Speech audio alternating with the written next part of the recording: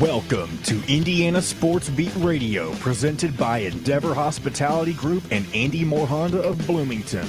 Looks over the middle, second guesses, fires, throws. Does he make the catch in the end zone? Yes! Touchdown! Oladipo to win it. Another one! He got Another it! one! Oladipo! Another one! Huge hole! He's at the 30! He's going to go! 10, 5, touchdown! Jonathan Taylor! Galloway finds Rob Finnessy, who fires the three, and He hit it! Now, from the Golf Club at Eagle Point Studios, here's your host, Jim Coyle. Hello, everybody. Welcome aboard another edition of Indiana Sports Beat Radio, coming to you here on this fine Tuesday, February 21st, as I look out the windows of the Golf Club at Eagle Point Studios out on the 18th fairway. It looks beautiful.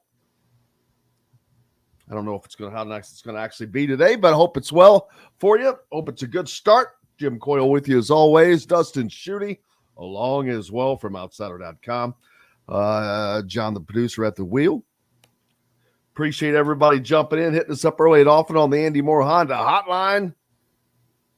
Hope you guys are having a great start to your day as well.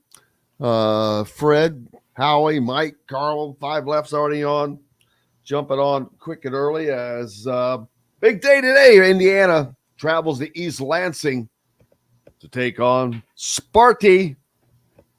And I believe, Dustin Schutte, I'll have to pull this up quickly, but on the women's side, I think that Iowa might travel to Maryland tonight.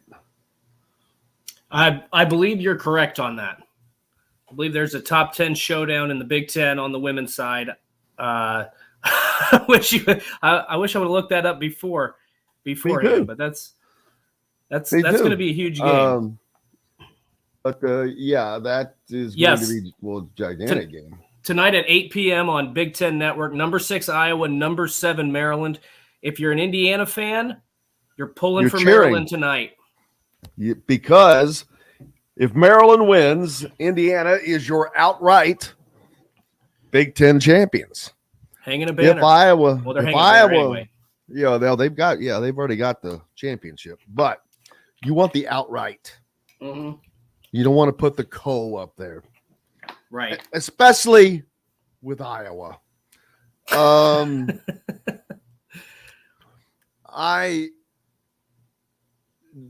have to walk the line, and so Caitlin Clark is, even from a reporter standpoint, because I see it. I see comments and how she makes comments at certain places and press rooms and certain things that other people don't see, that I'm like, So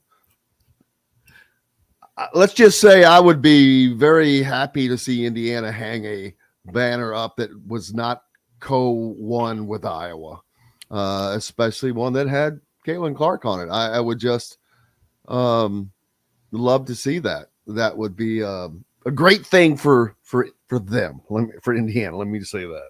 Well, and they're going to have 2 chances. Well, I guess Iowa's got 2 chances to help out Indiana. I mean, Indiana can help out their own cause in the season finale on, I believe, Sunday, right? I think that game's on Sunday at Carver Hawkeye, or if they lose tonight. So ultimately, you'd like to. Now, Sunday is going to be gigantic because not only are they at Carver Hawkeye taking on Iowa and Caitlin Clark, right? And someone said in the press room the other night, they were asking about the media coming there to celebrate women's basketball. And I'm like, are they? They're not coming there to celebrate women's basketball. They're coming there to celebrate Caitlin Clark. Who are you kidding? They'll have her walking out of the corn at the baseball field. Probably they'll just have everything. It's just because they've fallen into that, and she is a tremendous player. Right. That's the thing. I would never want someone to think for a second that I thought that she was not. When I say tremendous, I mean badass. She's awesome. I mean, pretty good, as in play with the boys good. Right. Can shoot, can do whatever. I mean, she's Super got quick. talent, man. She's got talent. And you know what? Ton of it. You have to have a chip on your shoulder. Don't misunderstand me there either. You have to have a chip on your shoulder to a degree, but you have to learn. You have to know when to take it off. That's the thing. Yeah. I mean, or when to wear it. You have to know when to wear it and when to not wear it. Right. I think the post game is probably after that Indiana game is probably. I mean, I don't know a lot about what she says in the post game of a lot of games, and usually Iowa wins, so it's usually not negative anyway. But for those, I read those comments, heard those comments. Well, they have 5 losses, so she had plenty of opportunities this year. Well, I mean, look. Here's the next thing. How about on the women's crazy. side? Yeah. Go ahead. Well, I was just gonna say, I'm sure this has happened with like UConn women's basketball, probably back in the day, Tennessee, but I don't remember a player getting as much attention as she has. Like I'm thinking back to Ruth Riley at Notre Dame, Stephanie White at Purdue, Candace Parker, Diana Taurasi. Maybe she had quite a bit. I'm trying to remember. No, I'm sure there's been a the women's girl's player. name at UConn that was super, super good, but Sue Bird. No, it's not who I'm thinking of. She reminded me a lot of Caitlin Clark as far as talent wise, as a matter of fact. But that's where that stopped. There was no mouthiness.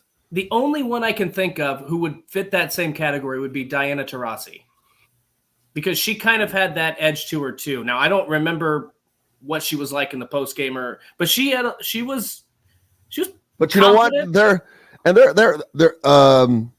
I'd say that they're happy that we're talking about women's basketball, because to them that shows that, hey, it's being taken as mainstream. And this is what I'm saying. When Big Ten Network has done a great job this year, and maybe they've done it in the years past, but this year especially, they've done an excellent job of getting games on Big Ten Network, not just airing reruns, not just airing the 60-minute rerun of the men's games. Yeah, but they were all on the Big Ten Plus for they were not. No, they were. We've had games early on. We've had well, I mean, the non-conference you can kind of understand, but because I mean, a lot of the men's games, depending on who it is, are going to be on BTN. Holy cow! Indiana's opener for baseball. Carl pointing out 4:00 today at the Bart. Man, yeah.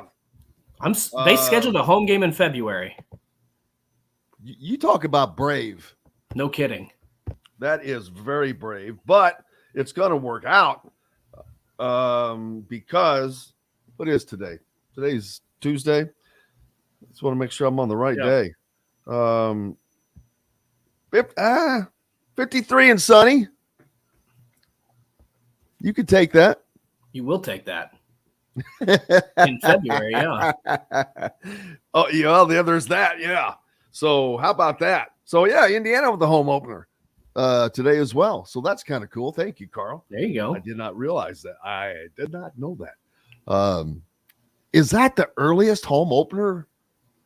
It's got to be usually the Big Ten teams go down south and play in invitationals or multi-team events or whatever the case might be until March. I think I could be wrong on that. Could be completely off, but usually they're not home for a while because it's still cold and you might have to deal with snow.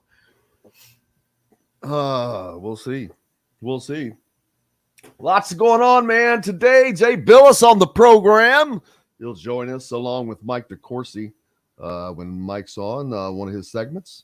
Of course, Chronic Cruiser along as well. So plenty to get to here on the program today. We always keep it rocking. How's everybody doing down up in the region? How's our region rats doing? Please appreciate everybody listening up on 12:30 a.m., 104.7 FM, WJLB. Keeping everybody rocking up there and with the voice of the region, and up into Chicago. Everybody listening up there on that station as well. Of course, down our River Rats down on listening on the Ref 97.7 ESPN, always the right call. 89.9 WBRO Baringo, all you guys as well. And however you're watching or listening, if you're on YouTube, make sure you subscribe and hit the like button as well. We appreciate it. Of course, we're brought to you by our great friends from Andy Moore Honda, powered by the #1 Honda dealer around. Make sure you just go to andymorehonda.com and get more to your door. Also, Endeavor Hospitality and their wealth of restaurants in and around the Bloomington area, like great places like BB's Market, who is your butcher, baker, no matter where you live, and where you can find us each and every Friday. And it's one of my favorite places, but it's certainly not helped my waistline. BB's Market is your local meat shop, like I said. The bacon, I have perfected it. That's done. I'm trying to think of what to perfect next from there, but the bacon has been perfected. I should put a patent on this bacon. It is that good. Good luck with your venture on trying to patent the bacon. Not kidding. It's lest I forget. Yeah. We'll have to luckily we've got an open segment after Jay Bilas and Mike today to do this. And Chronic Hoosier's on, so we'll carry it on as well. But yes, Chronic is not on. Thank you. Dang it. That's okay. That gives us more time this week for, as Jennifer says, let's get to the important stuff. What did Dustin think of the bike movie? Oh my, thank you so much for that. Yes. Let's get to the important stuff. Just the bike movie. Let me catch everybody up. Do a reset. First of all, yesterday I saw that on Twitter, Dustin sent out that he's finally going to invest. He invested $4. Yep. He invested his $4 in watching the bike movie, as he calls it. For you Indiana fans, it is mostly known to everybody else in the world as Breaking Away. But I digress. It was we won't dive into it too much, but I spent $4. I found it on Amazon Prime, spent the $4, enjoyed a beverage and watched the movie, and I can give you my takes on it a little bit later. A beverage, a single beverage, yes, because I don't typically have a beverage on nights when I have to get up the next morning. So, speaking of breaking away, we need to take a break. What a segue! Look at that. I did it for you this time. Boom, breaking away. When we come back, the great Mike DeCourcy joins us from Big Ten Network and the Sporting News. Plenty to get to. Jay Bilas later on. And the breakdown of the bike movie from Dustin later. Back with more here on Indiana Sports Beat Radio right after this. We'll be right back to the Golf Club at Eagle Point Studios for more Indiana Sports Beat Radio with Jim Coyle, presented by Endeavor Hospitality Group and Andy Moore Honda of Bloomington. For some reason, I think it's more funny when you say the whole word bicycle. Bicycle movie. Did you see movie? Did you see that Caleb Nost went back, or maybe he had it saved? I don't know, but this had to be from like the summer, or maybe it was initially. Fall. I don't remember. And he, when I said the bicycle movie, and Jim just paused and said, "If you call it that one more time." Where's this out on your Twitter account? I retweeted it today. He posted it, so I posted the photo last night, and then I think early this morning he posted that clip. It's probably like 10 seconds. I've got to go look at that. That's funny. It is. I didn't realize how funny it was, but I know we've been talking about this for like a year, and then we talked about it. I don't remember if it was summer or fall, but it was earlier, or it was 2022. I love that. Let's get to the important stuff. That was great. The bicycle movie. I do have some thoughts. I'll save them. Ooh, I'm excited. I've not seen it, so I'm curious what your thoughts are. You should get, John, you should get a picture of Pee Wee Herman riding a bike. As part of the thumbnail? That would be well, yes, I'm going to say Dustin's You know what would be funny? Can you impose like my face over Pee Wee Herman riding that bike? I can Dustin's try. Dustin's review Big of the Adventure. bicycle movie. There we go. Good God. We could create a new segment, Dustin's Big Adventure. Dustin's Big Adventure. This might be able to work, actually. We'll see.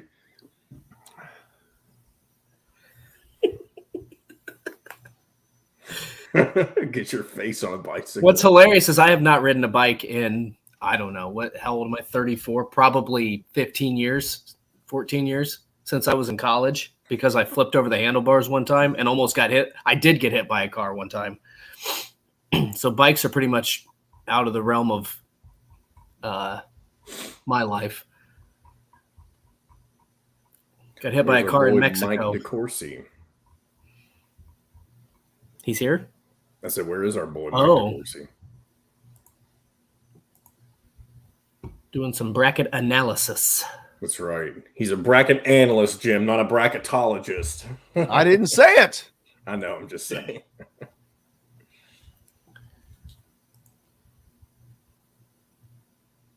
Did you send the link to Jay Bilas? I did. Bam. Why does he not have it? No, I was just checking is all. All right, we're back in 15. I'm sure Mike will be here shortly, so we'll see. Service, Southern Stone Restaurant provides delicious 5-star comfort food with a Southern charm at 2-star prices. Southern Stone Restaurant is part of Endeavor Hospitality's Wow Club. This segment is brought to you by Southern Stone Restaurant.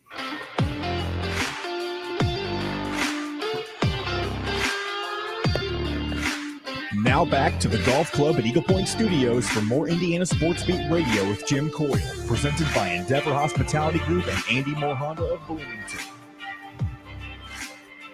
Welcome back, Indiana Sports Beat Radio here on this Tuesday, February 21st. It's a good-looking day out there. Jim Coyle with you as always. Dustin Schutte as well, awaiting the arrival of our friend Mike DeCourcy. As tonight, Indiana travels to East Lansing to take on Sparty. Now, it's a game that they've already won. Doesn't mean a whole lot for a couple of reasons. Number one, this is on the road. Road games in the Big Ten. Yep. Just tough, period. Doesn't matter who you are. Nebraska wins at home sometimes. So they are tough games no matter what. Mike DeCourcy joining us now. But, Mike, I was just saying that Indiana taking on Michigan State tonight, having already beaten them, but it doesn't matter for a couple of reasons. Number one, it's a road game in the Big Ten. That's all you got to say. If you don't believe me, ask people who have gone to Nebraska or wherever. It's tough no matter who you are, where you go. And then also, sadly and unfortunately, Michigan State is still dealing with the aftermath of the emotional happenings that took place there, loss of life that is obviously affected that community. And so there's going to be a lot of emotion in that building as well. It's their first home game since then. So emotion does a lot for people. I mean, it can really drive you to a level that you're not kind of used to. So there's just a lot going on with tonight's game tonight, Mike. But welcome in. How are you? I'm well, Jim. Dustin's good to see you. I wrote about the fact that they were playing that game on Saturday, 6 days after the shooting, the murders, and how it can't be easy to do that. And we saw a very nice display of sportsmanship and camaraderie from Michigan, University of Michigan, Michigan State's arch rivals, on Saturday with bathing the Chrysler Arena in green and playing the alma mater from Michigan. I thought that was really nice, a lovely touch. And what I wrote about was basically, wouldn't it be a whole lot better if they didn't have to and they could just, sports hate each other? Wouldn't that be better? I mean, just wish I wish that that we would get around to solving that problem, a problem that we are among the only first world nations that has this particular problem to the level that we do. Yeah, it's not. It has certainly not been fun in that regard, and especially when it happens at a school of any kind. I mean, no place is it fun, but especially schools, because you're always talking about people whose lives are starting out and they're in the prime of their dreams and all of that. So it just something that they'll all have to deal with, and then of course I'm sure that there's going to be announcements made before the game, and then that's going to affect the emotions of the players, Indiana's players, of course. When you come into an environment like that, that's a completely different thing. It's still, there's no way it doesn't impact you, because when things are going on like that, there's just no way it doesn't sink in. You'd have to be unhuman for it not to. So there's no way for them not to be impacted, I think, as well, to some degree. So it's going to be interesting to see how that affects Indiana. Yeah, I mean, I don't know how it doesn't. It's one of those situations that's so tragic and so evident, it's impossible to escape. And so it's got to feel strange for the players going in there. But I will say that, from a basketball standpoint, as much as they wanted to show brotherhood to Michigan State on Saturday night, the Wolverines still did go out and beat them. So I think that from that standpoint, it's possible to set that aside to the extent that you're in a competition and you want to be successful in that competition. And you don't, it's not about setting aside your care or concern for the victims or the survivors of that shooting. It's about, the ball's in the air and there's a game to be won. And so for those 2 hours, you focus on the rim and not on what happened a week ago. Yeah, Indiana is still looking for a win, Mike, at the end of the day, because they want to not only end up with a double bye, of course, but I see this Indiana Purdue Big Ten championship, but that only happens if they're on the correct side of the bracket, which would be, I think, finishing second. Second or third, but I don't think you're rooting for third. Right. No. So, but I'm just there, and so they're fighting back and forth with the Northwestern, who has a tough. I think 3 out of their last 4 games are on the road, so they've got a tough end of season deal to deal with as well. So there's chances to see how that filters out. But either way, Indiana probably ends up playing Northwestern again. Tough to beat a team 3 times. That old adage, you've got that stuff. So yeah, can I hold that up? I hate that adage. It makes no sense depending upon how those games went. Here's the fallacy that exists in it's tough to beat a good team 3 times. Because here's why it's nonsense. Because it's tough to beat a good team once. Right. That's really that simple. It's tough to beat a good team 1 time. So it doesn't become any tougher the 3rd time. It was really hard the 1st time. Yeah, exactly. Yeah, Odds just go up, I think. But yeah, you're exactly right. But anyway, I foresee an Indiana Purdue Big Ten championship game. If things are aligned, too bad it won't be in Indianapolis. But this would be the year, right? So they finally get that, and then it would be up in Chicago, which isn't that far. It could have been in Minneapolis. So yes, it's not that far for Purdue fans. It's really not that much different, except the traffic's a little different around. I don't think it matters if it's in Chicago or not. If it is Purdue and Indiana, it is going to be a red and black day in Chicago. There, without question, it would be not for the Bulls. Something. Not for the Bulls, exactly. Not for the Bulls, exactly. Yeah, they'd be fighting to put Zach Edey's or Trace Jackson Davis's jersey on the MJ statue. That would be awesome. We're still now towards the end of this season, Mike. There's really been no separation. I mean, Indiana's still in that mix there, 3 through 4. It's so log jammed with so many teams having 7 losses this season. I mean, it's one of the crazier things. I mean, I feel like both things can be true. This league can be incredibly balanced, except for maybe the top. And also, it's maybe not as good as what we thought coming into the season. I think that because of the previous 2 seasons and how good, we saw guys like Johnny Davis in Wisconsin were really good. Obviously, Purdue had their probably one of the most talented teams under Matt Painter. They probably underperformed. Illinois had some great players last season. So I think we were accustomed to seeing so many NBA level players, high level players. We don't maybe have that this season, but from the basketball standpoint, it's been incredibly entertaining every single night. Yeah, I think the only part that I would disagree with in your assertion there is that I think it's much better than what we thought coming into the season. Okay. Because I don't think anybody thought this would be a good league because of all the things that you detailed. Johnny leaving. To lose 2 top 5 picks in the NBA draft, I mean, it hasn't been that common for the Big Ten to have 2 top 5 draft picks in the last 15 years or so.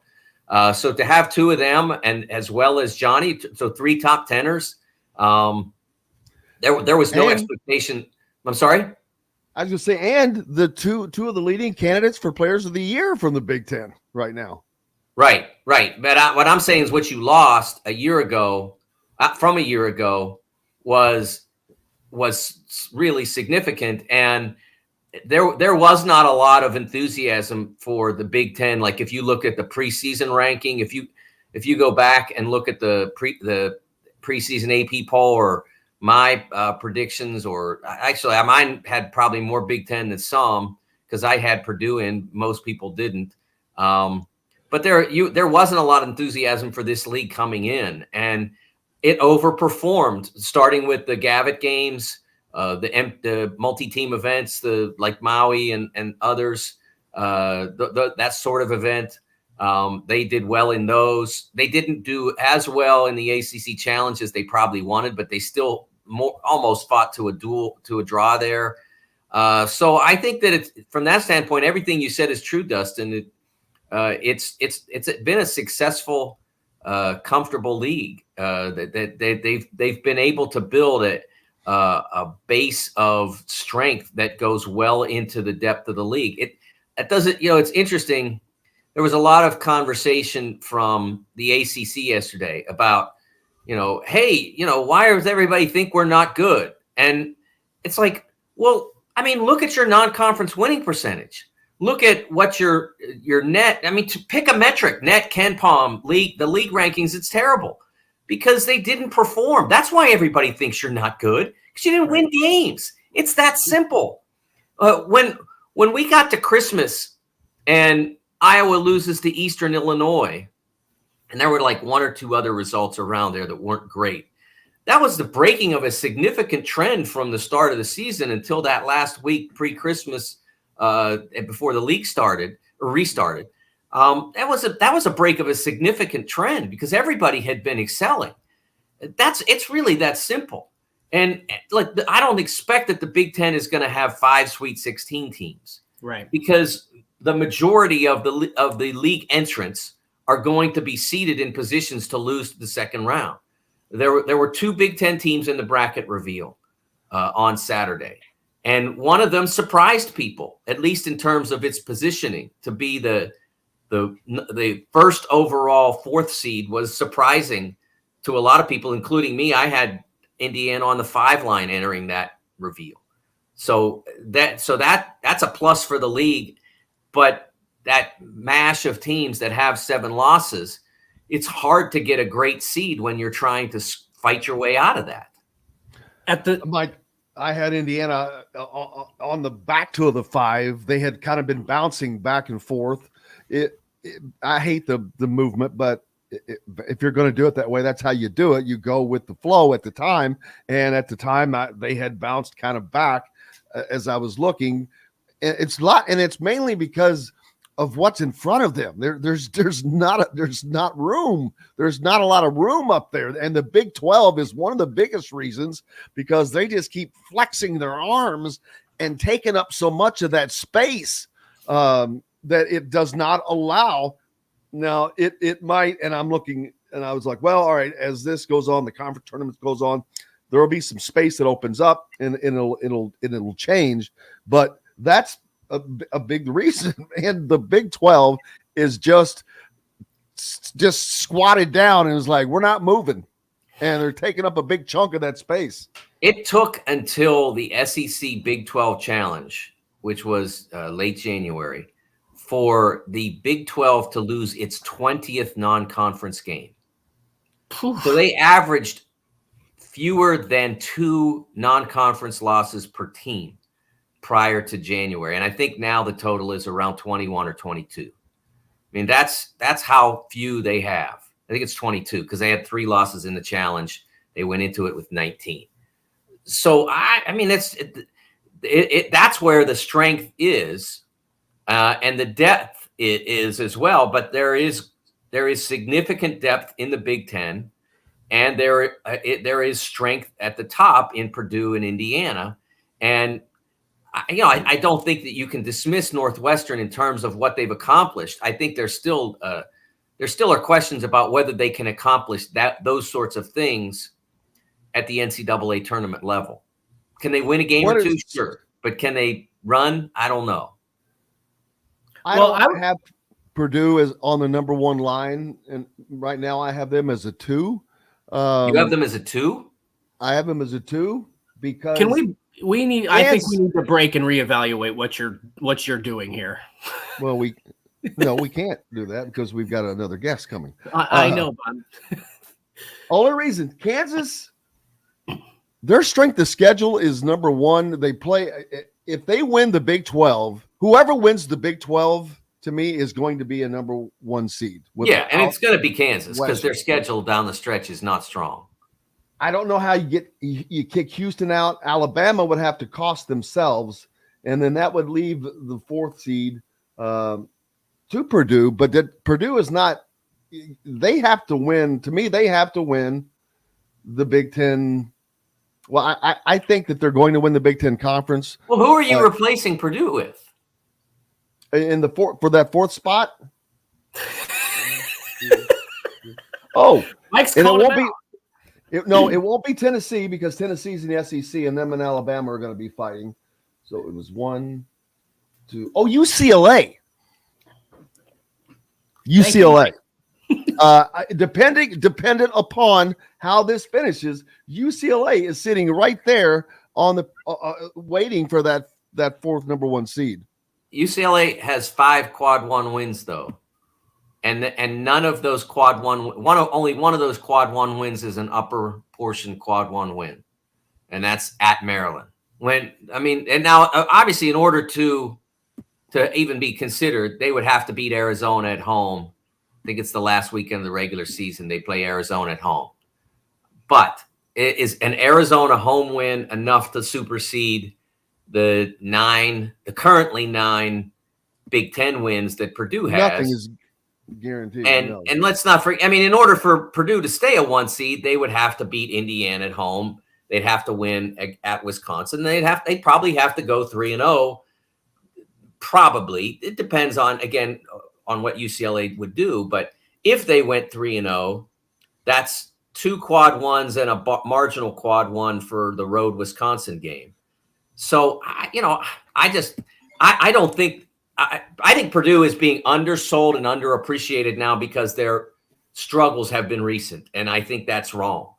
I thought that the committee was wrong to put him as 3rd overall behind Houston, and this is a true stat. This is a great stat. It's my favorite stat of all this college basketball season, okay? Nebraska, which is nobody's NCAA tournament team, except maybe the Hoiberg family. Nobody's NCAA tournament team beat more NCAA tournament teams, non-automatic bid variety, more NCAA tournament teams or as many, I should say. Nebraska beat as many NCAA tournament teams in 8 days, from Sunday the 12th to Sunday the 19th, as many NCAA tournament teams in those 8 days as Houston has all year long. Whew. Nebraska. Now, I mean, I think that says a lot. And I think that I don't think Houston should be the number 1 ranked team. And I don't think that Houston should be the number 2 overall seed. Now, having said that, I like them as much as anybody to win this thing. But I'm basing it on not what I think, but what you've done. And I think if the two, Jay Bilas is going to join us. Okay. We'll continue this because I'm sure this is a fabulous discussion because you just brought up an incredible point. But we got to take a quick break. The great Jay Bilas from ESPN, the analyst, he's got the call for tonight's Indiana-Michigan State game. Joining us next here on Indiana Sports Beat Radio. Back with more right after this. We'll be right back to the Golf Club at Eagle Point Studios for more Indiana Sports Beat Radio with Jim Coyle, presented by Endeavor Hospitality Group and Andy Moore Honda of Bloomington. Golfers, here's the deal. You want me to hang around for Jay? Oh, yes, absolutely. Okay. I don't know if you can handle that much. There we go. Does he get it? Jay, how are you? Great, brother. How you doing? I'm doing great. Jay, how are you doing, sir? Doing Thank great. you. I appreciate you so much. How cold is it up north?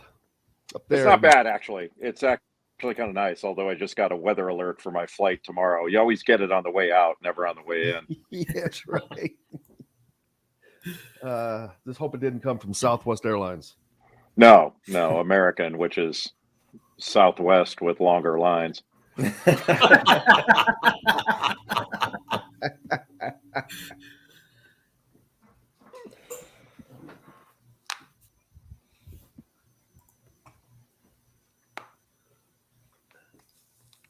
How are you holding up, man? How many games a week are you doing? 4? 2 or 3? 2 or 3. No, 2 or 3. Yeah, this has been the best year I've had in the last 10. I mean, everything's been great. Part of it is I'm off the competition committee, so I don't care what happens anymore.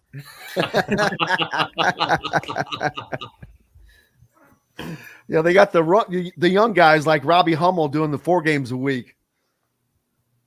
Yeah, but Robbie works for 9 different companies. I didn't know we were getting comic relief here in the break right now. Did you guys check out that Hummel statue video that I think it was Jeff Goodman that put it out? It was they were going on a mission to find Robbie Hummel's statue at Purdue. It was pretty good. That's pretty good. Yeah. I was going to call Robbie and say, there's a word you need to learn, and it's no. I can't. I'm busy. Well, it's true because I saw him at Assembly Hall the other night. And I'm like, how many games a week you doing now, Robbie? Because I just saw him the night before someplace else. Yeah, he did my nephew's high school game the other day. Considering he's like on a one-man mission to keep Dockich off the air, I think it's a valiant pursuit. Man. Plus, like row. you know how they if they ever put his schedule up like they did with John Higgins the other day, how many games he referees and whatever, they'd say there's no way he's awake through half of these broadcasts. All right, here we go, guys. It's one of the most popular gathering spots in Bloomington. Whether you're out on a date with your spouse, friends, or coworkers, Feast Market and Cellar offers an extensive wine selection with a sommelier on staff to help you with your selections. Feast also provides a wide variety of cheeses, gourmet sandwiches, entrees, a coffee bar, bread, pastries, all made fresh and mouthwatering. Stop by Feast Market and Cellar today. This segment is brought to you by Remax Advanced Realty, Indie Home Pros team by Cheryl Sizemore. Now back to the Golf Club at Eagle Point Studios for more Indiana Sports Beat Radio with Jim Coyle, presented by Endeavor Hospitality Group and Andy Moore Honda of Bloomington. Welcome back, Indiana Sports Beat Radio here on this Tuesday, February 21st. Thanks a lot for being along for the ride. Jim Coyle with you as always, joined by the great Mike DeCourcy, who's always with us each Tuesday, and Jay Bilas, the lead analyst for ESPN, of course, has tonight's call on the Michigan State game. Dustin Schutte along as well with us. Jay, thank you so much for your time. We appreciate you as always, man. Well, thank you for having me. And that commercial I just heard that referenced date night with your wife, I want to move to Bloomington because that sounded pretty good. If I take my wife on a date, she considers it a hostage situation. So maybe Bloomington's a more favorable place for us to be. We'll definitely get you taken care of. Security if you need it. No hostage situation necessary.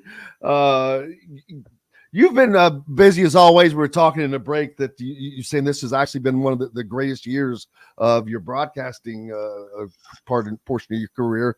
When you first started out, we were kind of laughing. I was talking to Robbie Hummel the other night. He's doing games all the time, which can kind of wear you down because a lot of studying goes in preparation.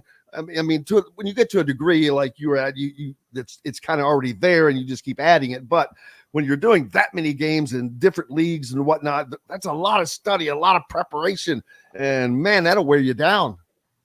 Yeah, it's not so much that. I think, at least in my existence, for Robbie, for Mike, for me, for just about anybody, you hope you bring in a baseline foundation of knowledge that you add to in your prep. But the prep for me is the fun part. The only hard part about what we do is travel. And that's the thing that can wear you down is, you're on the road all the time. And, when the TSA personnel at 50 different airports by first name, then you go, there's a problem here. But I went the first 31 days of the season, I traveled 30,000 miles, including going overseas and all that stuff. And I didn't feel 1 ounce of fatigue. Like, I've been healthy and happy. And we were joking during the break, like one of the reasons, like I put down a lot of luggage lately. Like I was on the competition committee for about 9 or 10 years. I don't know what it is, but I finally got off that thing. And now I go to games and I don't feel any responsibility for the rules or how things are done. And man, what a weight lifted that is. Is like I talk about putting luggage down. I'm traveling with carry-ons only at every game. It's been great. Mike, you carrying the luggage now? I've always been carrying Jay's luggage. That's how I got into this business. No, Jay is the absolute best at what he does, and I would be curious how you view, Jay, this particular college basketball season. It seems to me to be different than a lot we've had in terms of that absence of significant strength at the top. Is that how you view it? A little bit. I mean, I think it's much the same in a lot of years where the teams at the top, they've lost a few games like almost every year. I mean, we rarely have years like we did in 2015 where you got a team that was 38-0 going into the Final Four and all that stuff. So we haven't had the Tiger Woods target that's been leading the way the whole year. But Mike, I mean, I know you know this, but I was looking at some of this stuff and listening to people say there's nobody that's any good, that kind of stuff, which has become a convenient narrative. And I was going, well, wait a minute, like football had 3 number 1 teams this year. They had Alabama, Tennessee, and Georgia. We've only had 4, and one of them was our preseason number 1, North Carolina, that stumbled all over the place and hasn't been as good as we expected. But other than that, it's been a rotating number 1 of Purdue, Houston, and Alabama, and that's the way it's going to remain for the rest of the year. So I think the different part of this year is the traditional blue bloods, with the exception of Kansas, have not been what we have come to expect. But this is kind of what a lot of fans said they wanted. They wanted quote unquote parity, which I don't think we have. But the best teams, there's a reason. You could come up with a reason to say, here's why this team will lose in the tournament. And every team has one of those reasons. And some of them are going to lose. Like whether it's Purdue, Houston, Alabama, some of them are going to lose in the Sweet 16, maybe even the second round, because there's not a ton of separation between an 8 and 9 seed from a power conference and the big shots that are at the top of the polls. But they're not all going to lose. And one thing I know for sure, somebody's going to win this thing.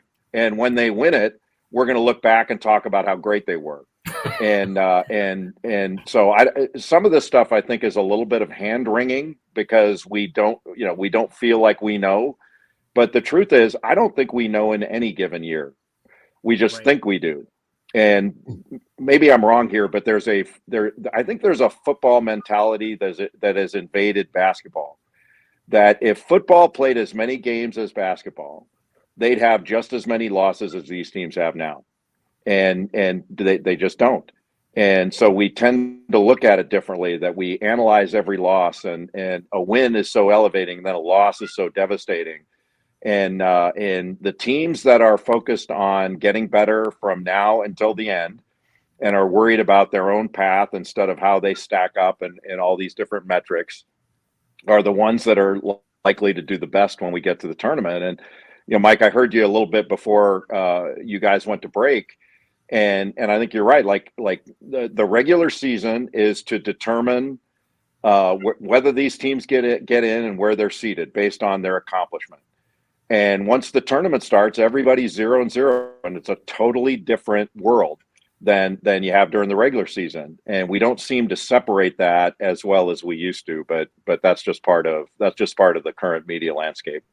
Well, and some of the criticism from the Big Ten the past two NCAA tournaments has been that they haven't made deep runs. They haven't gotten to the Final Four. A lot of those high-ranked teams. And, Mike, you mentioned earlier, and I wanted to get an opinion from both of you on this. You're not expecting, because of the balance and kind of the logjam in the middle of the conference there, we're not expecting 5 Sweet 16 teams from the Big Ten this year. But would it be all that surprising if that were the case based on what seems like the openness of the tournament? I'm not saying there's not good teams or great teams out there, but it just seems like more so this year than maybe in the previous 2 seasons that anybody can beat anybody on any given day. And I know that's the nature of the NCAA tournament. It just feels more that way this season. Well, I look at, when Jay was talking about 2015, we had Kentucky at 38-0, and I thought that I really felt strongly going into that. I don't bet and all that, but I would have put a significant amount of money on one of 4 teams winning it. I thought those teams had great strength: Arizona, Duke, Wisconsin, and Kentucky. I had a hard time seeing someone not from that group win it, and I wouldn't be surprised if this were a lot like 2014 when there wasn't a great team after Brandon Ashley got hurt at Arizona. And then we wound up with a surprising Connecticut team and a surprising Kentucky team in the final, in the championship game.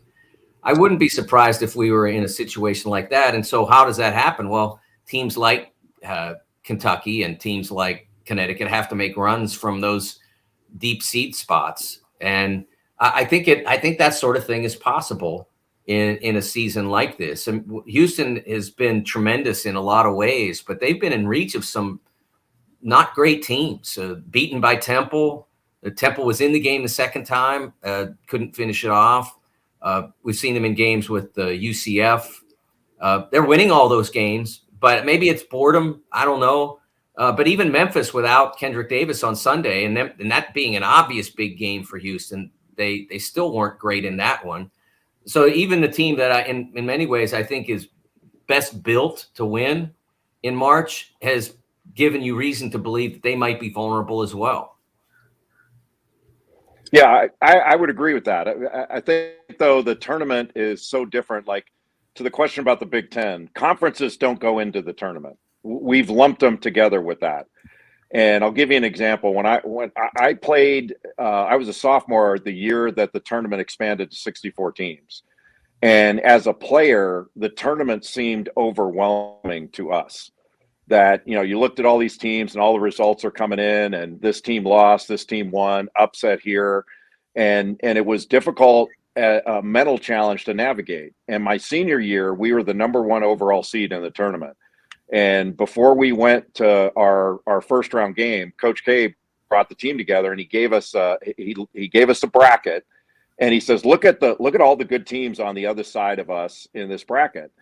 And then he kind of said, who cares what happens over there? He goes, only one team is coming out of there. We don't care. And he said, we'll play them Monday night. We don't have to worry about any of that stuff. And then he gave us a different bracket, and it was a 4-team tournament. He called it we were playing in Greensboro. He called it the Greensboro Invitational. He says, all we have to do is win a 4-team tournament. And we had to beat Mississippi Valley State in the first game, and then the winner of somebody in Old Dominion. I don't even remember who the other team was. And then we won those 2 games, and then he gave us another 14 bracket for the regional. We had to play DePaul and then the winner of Navy and somebody else. And we won that. And then we were in a 4-team tournament in the Final Four. And it really made it easy for us our path. This is all we have to do. We have to win this 4-team tournament. And I think the teams that are able to do that, because it's really not about the entire field. You don't have to beat the whole field. You just have to beat the teams that are in your way. And the teams that do that the best are going to have the best opportunity. And that's why I think, even though, Mike, you're right about Houston, there are reasons to say, there's some doubt there. There's doubt about Purdue. There's doubt about Alabama. They don't do this as well. They're young. But once they get into the tournament, they're not dragging their conferences with them. They're not carrying some flag. They just have to beat this team and that team, and then they go home and practice for a few days, and they got to win another 4-team tournament. And like last year at this time, nobody would have given North Carolina a chance to make the Final Four. Nobody. Right. And they did. And they're not going to do it this year, it doesn't seem like. But there are teams that are out there that somebody's going to fall down in their bracket, and they're gonna have an opening, and they're going to get there. But I still think, and maybe I'm wrong here, but I still think there's only about 8 teams, maybe 9, that can win the whole thing. There are a lot of teams that can make the Final Four based on what happens in front of them and how they play. But winning 6 games is a lot different than getting to a Final Four. And I think the universe of teams that can win the whole thing is still a relatively small one. Jay, before you get out of here, I want to quickly ask you, Trace Jackson Davis, about him, his play, especially since the calendar has turned to 2023. He has just been a different player, and it has made a huge difference for Indiana, obviously. But just talk about the level of play he's playing at. There, we've seen there's been a couple stats doing things that has not been done in 25 years, or doing things that that's only been done by Shaquille O'Neal and Tim Duncan, things like that, which are not mind-boggling or statistics, but he's really kind of elevated. He's definitely elevated his play. He's been not great. He's been superior. And for a guy, left-handed, I mean, he handles the ball like a grapefruit. He likes to show you too. He'll handle it with one hand. He's a really good passer, and he's getting double teamed a lot. And his ability to throw out of that double team has been impressive. He doesn't really score outside of 8 feet, but he doesn't have to. He plays his game, and he plays it really well. And he's so explosive. It's that second, third jump, you see him getting third jump tip dunks. He's been a monster, and it's been impressive to watch. He's been good his whole career. He's had a great career. To score 2,000 points and over 1,000 rebounds in the Big Ten at one place is really hard to do. You don't see it very often. So, hopefully people appreciate it. And he's one of these players that we say we want. We want guys to stick around 4 years and get to know them and all that stuff, get to embrace them. And I think he has been for the most part, but we're still, we still like to talk about Brandon Miller and the freshman and who's going to be the best NBA player instead of who's killing it now. And that guy's killing it now. He's kind of like this more athletic Stetson Bennett in football that, who cares where he's going to be drafted? Like, look at what he's doing now. He's a phenomenal college basketball player, and I think he's going to be a good NBA player if he gets with the right team. He's going to play a long time in the league. But I've really enjoyed watching it. And, tonight against Michigan State, he's going to be the focal point. He's one of the few players in the country that you have to change your entire game plan defensively to deal with him, or he's going to torch you. Jay Bilas, I cannot thank you enough for taking time to join us before tonight's broadcast on ESPN. Thank you, sir. I appreciate you so much. Always a pleasure. Looking forward to date night with my wife in Bloomington any day now. Hey, we've got you covered, buddy. We've got you covered at Feast Market and Cellar. Don't worry. I'll have it ready for you. Jay Bilas joining us here on Indiana Sports Beat Radio. Very, very happy for that. Mike DeCourcy with us as well. Mike, thank you with us each and every week. Make sure you give Mike a follow. If you're not already, then you're missing out. Senior writer at the Sporting News, as well as his appearances. Wait. I've got to ask Mike this question because I feel like Mike is a movie buff. I've seen him tweet about Casablanca before, and that's my favorite all-time movie. Well, Before now that we're let you go. well, Have now you that Jay's already gone, so I don't have to worry. I didn't want to. Jay had to get out, and I didn't want to. I was trying to hit all that. Yes. just saying, to preface this, we're doing a movie review today, which we don't normally do, Mike. But because Dustin Schutte has not seen the bicycle movie, as he calls it, otherwise known as Breaking Away to the rest of Americans and Indiana residents, he finally felt shamed enough to watch it yesterday, spending his $4 and $4 on Amazon Prime. I was just going to ask. We're going to be talking about that, but I just wanted to preface that first. I just wanted to ask Mike if he's seen it, and just some brief thoughts if he has seen it. Well, first of all, you have to understand I'm old enough to have seen it. Did you just ask Mike DeCourcy if he's seen Casablanca? No, he's asked me if I've seen Breaking Away. I knew Mike saw Casablanca because I've seen him mention it on Twitter before. Well, that's worse if you're asking me if he's seen Breaking Away. Then that's even worse. Why is that worse? Okay. The fact that you don't know that is even worse than that. No, I saw it in its original run in a theater and loved it. It was wonderful, fresh, different. Now, I have to say that Dustin. when I saw it, I think I would have liked it even more if I understood that they didn't make that thing up. I had no idea there was a little 500. I had no idea. It seemed like something they made up, right, to make a movie. Now, if you're from here, you know it's real, you know it's a thing, and it's. But I didn't, so I had no idea that was a thing. But I loved the movie. I thought it was wonderful. I thought it was. I thought it was such a original, fresh concept that the cast. What a great idea! Always been a big Daniel Stern fan. I thought he was wonderful in it. How about Jackie Earl Haley, baby? Jackie Earl Haley. Was it Paul Mooney? Is that his name? The dad? Is that the guy that's the car salesman? God. Refund. I think I've always thought he was wonderful. So I had I really loved that movie. It's always been one of my favorites. So absolutely. So how's that answer your question, Dustin Schutte? For the bicycle movie. Mike's probably going to be more popular on this show than I am. I mean, he already is, but in Paul Dooley was his name, not Paul Mooney, but he was wonderful. Yes. Oh, wonderful. It's a great movie. And now, since you asked me if I've seen Breaking Away, this is something I have to ask of all the younger people. Have you seen National Lampoon's Animal House? Yes. Oh, okay. 100%. No. Okay. Oh, and I'm John, 25. I'm younger than Dustin. I'm 25. So, John, you have to see it, especially now when you're 25. See it when you're young. I saw it literally in my first week of college. I was going to say, and then I spent 4 years making sure that my college experience wasn't anything like it. But it's the one thing as a slightly older person that I can try to share with the youth of America is National Lampoon's Animal House. The greatest. I don't understand, Mike, how every college student in America, that would seem like it's freshman required watching. Yes. I mean, literally, they shouldn't let you into college unless you've seen it. Absolutely. Oh my God! You know what's hilarious to me? This is a 100% a social media thing. I don't know if it has happened recently, but people will make comments on certain videos or quotes or whatever, and they'll say, "Over." Was it over when the Germans bombed Pearl Harbor?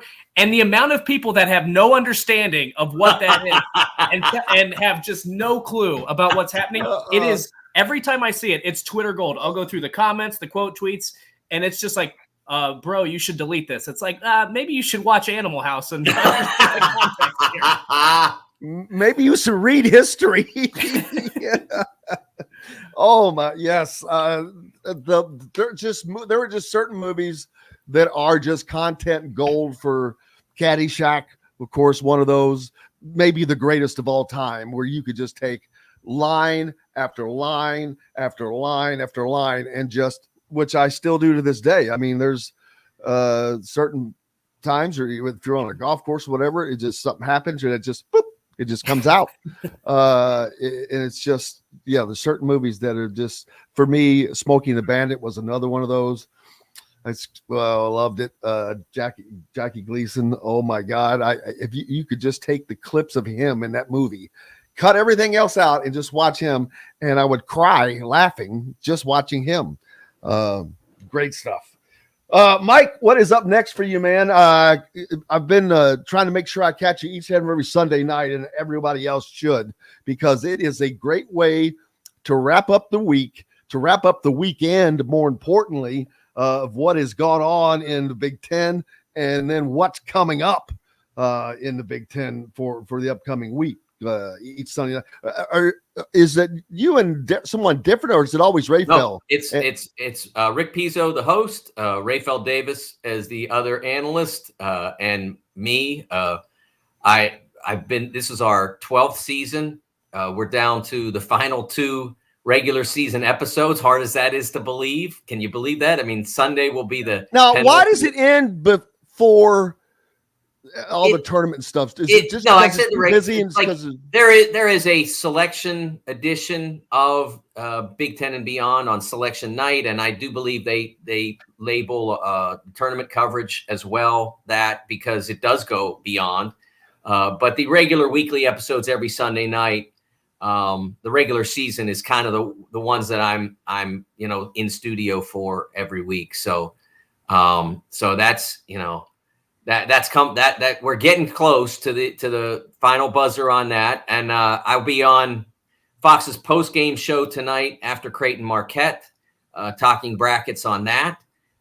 We've got Big Ten Today every Friday. That's a rotating analyst with Dave Revson and me. I'm on every Friday at noon Eastern. And big sporting news keeping me busy as well. We're working on some long-term projects, and I think I want to write a column about why the ACC coaches don't understand the selection process, and they think one of the problems that we see in this is the conflation of rankings and the selection process. Look, I've worked for 15 years to try to get people to understand, ever since they had the first mock bracket selection. The polls don't mean anything relative to the bracket. They do not mean a thing. And so emotion is not a factor now. Can you say that bias is not a factor? No, because it's 10 people in a room. So you don't know what they're saying or, exactly, or what they're thinking. You really don't know what they're thinking. But I think that we've seen 37-ish 64-team brackets, and I think you can find very little evidence of significant bias in there. I think that by and large, they get it right. Now, I think they get it wrong sometimes. I mean, like I mentioned before when Jay was on, that season, 2014, there were 4 great teams. Somehow they managed to put 2 of them in the same region and make Villanova #1 seed. There was no justification for that. They blew it. And instead of having this unbelievable 4 #1 seed Final Four that we should have had, it was great for the Spartans because Villanova, which shouldn't have been a #1 seed, wound up losing in the second round of the NCAA tournament and opened the door for Michigan State to get there. So, but for the most part, they get it right. And in those instances where one might disagree, like I mentioned on a prior show that I was doing this morning, last year, Texas A&M misses the field, although they really tore through the SEC tournament and lost on the final day. They missed the field. Rutgers gets in. Notre Dame gets in. Those were the 3 teams for the last 2 spots for most of us who do the brackets. Rutgers gets in because of all their quad 1 wins. Notre Dame gets in, and then A&M's left out. Now, if you look at the bracket matrix, that's 200 brackets, some of them professional, some of them hobby-ish type things.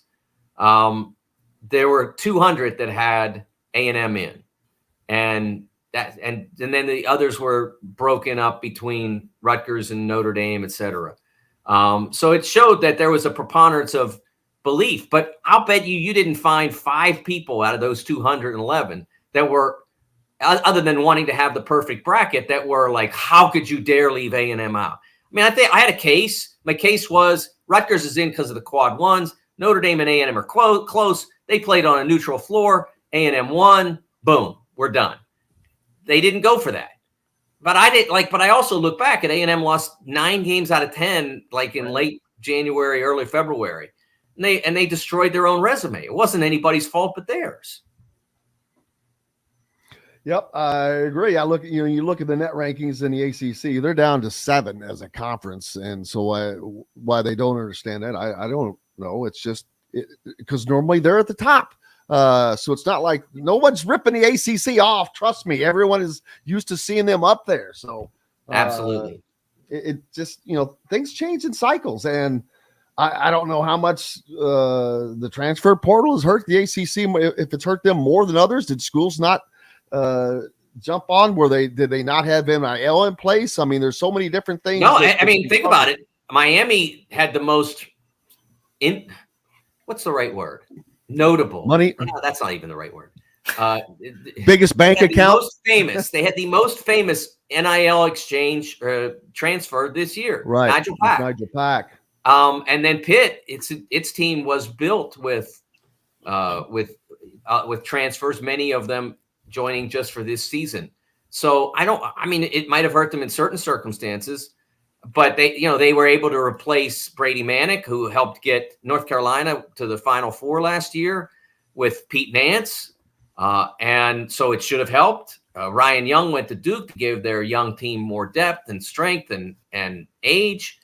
It's helped, but it hasn't been dominant. So I just don't think they've played very well. And I think that the expansion has taken a toll on the ACC.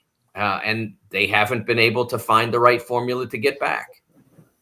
I agree. We'll see what they do. Do they recover? Do they split? Do they splitter? Do they join? There's just no. They're going to hang in there. They just signed a nice. They got a TV deal that's locked in for 15 years, I think, something like that. And we've seen that although their TV deal is well behind the SEC and Big Ten, it's certainly even at the long term competitive with what the Big 12 is now presenting. So I don't think the ACC is going anywhere.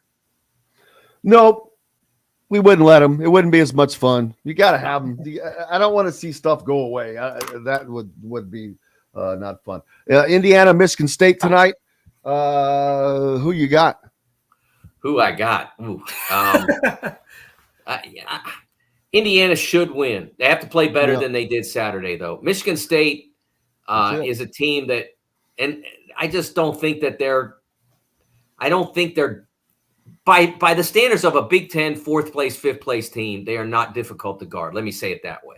I think they're a good basketball team, but they're not difficult to guard because they don't have a low post presence, because they don't run anymore, because they don't have enough guys to run.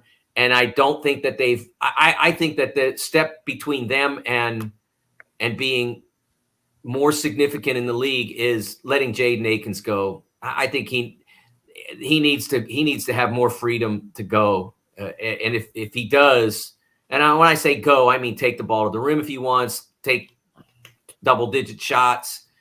Because I don't see it coming from anybody else there. Tyson Walker's a really good player, but he's jump shot dependent. And so if your best option is jump shot dependent, I just think it's hard to win games in a league like this where if people can guard you for that. We'll certainly find out. Looking forward to it. Looking forward to seeing you again next week, but we'll catch you on the tube before then. See you guys. Mike DeCourcy, the great one, joining us from Sporting News and the Big Ten Network. Back with more here on Indiana Sports Beat Radio, brought to you by our good friends from Barbara Pop Real Estate Services. For those of you living down in the Louisville area, Southern Indiana, Floyd, Clark, Harris, and Scott counties, they've served those communities for 3 decades, and no one can get you in the home quicker, faster, less expensive than Barbara Pop. Reach out to her, Barbara at barbarapop.com, or our friend Matt Lincoln, Matt at barbarapop.com. Or if you're in the Indianapolis area looking for a home, you need Cheryl Sizemore. Her 2 decades can be the experience between you getting the home you want or not. Reach out to her, Cheryl at IndyHomePros.com. We're back with more Indiana Sports Beat Radio right after this. We'll be right back to the golf club at Eagle Point Studios for more Indiana Sports Beat Radio with Jim Coyle, presented by Endeavor Hospitality Group and Andy Moore Honda of Bloomington. Andy Moore. My bad, John. So you didn't do anything wrong. No, I did. You do. What started off as a simple question turned into another 15-minute segment. I know. I should have not interjected, but I wanted to get Mike's take because I know Mike has tweeted about movies before, so I wanted to get his initial thoughts as we transitioned into this review that we do. Yeah. That's right. This is the moment everybody's been waiting for. But I paused. Jim was going into break, and I halted it, so I take full responsibility. I'm sorry. I'll send you a nice care package. It's not a big deal. It's not a big deal. He'll just have to take a couple short breaks or a couple short segments here later on. Well, at least it's open the rest of the show, so that's correct. Helpful. Review of Breaking Away. See, I've got to piss, but I feel like I can't miss this. I'm going to go use the bathroom right now.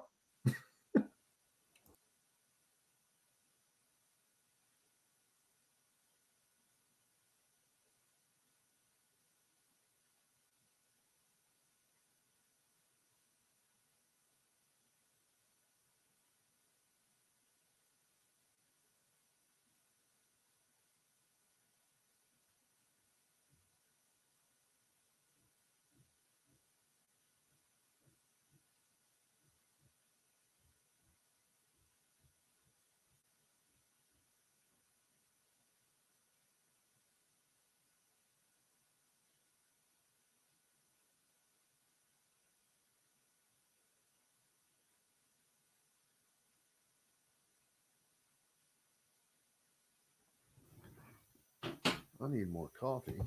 Is there any chance we could get Robbie on this show this week? Robbie Hummel? Thursday or Friday? For Purdue IU? Wouldn't that be fun? Oh, absolutely. I need to reach out to him. Yeah, for Friday. Thank you. That would be awesome. I'm going to do it right now. After Jay Bilas told us that he just needs to say no. That's the great thing about being young in this business. They know you won't say no. That's my problem as well. Not well. That's true. I do. When I was in that position, I very rarely said no. If I was on vacation or if I had another obligation, I would say no. But if I was open, I wish I could say no to doing KSR. Well, I can't really do that. They one of the best tips I was given early in my media career was never turn down an opportunity because you don't know when you're going to get it again. Yeah, and that's what Robbie Hummel probably sees it as. I think that's what a lot of people, because the guy was it was Michael Grady, who used to work at 1070, used to be the 10 seconds voice of the Pacers. Stock meals in your fridge. Order online today at thefreshfork.com. Fresh Fork is a proud partner of WOW Network. This segment is brought to you by Feast Market and Cellar.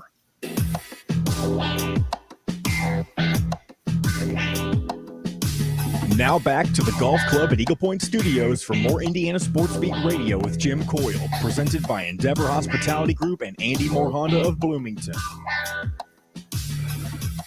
Welcome back, Indiana Sports Beat Radio here on this Tuesday. It is February 21st. Looks like it's going to be a beautiful day outside, so get out and enjoy it.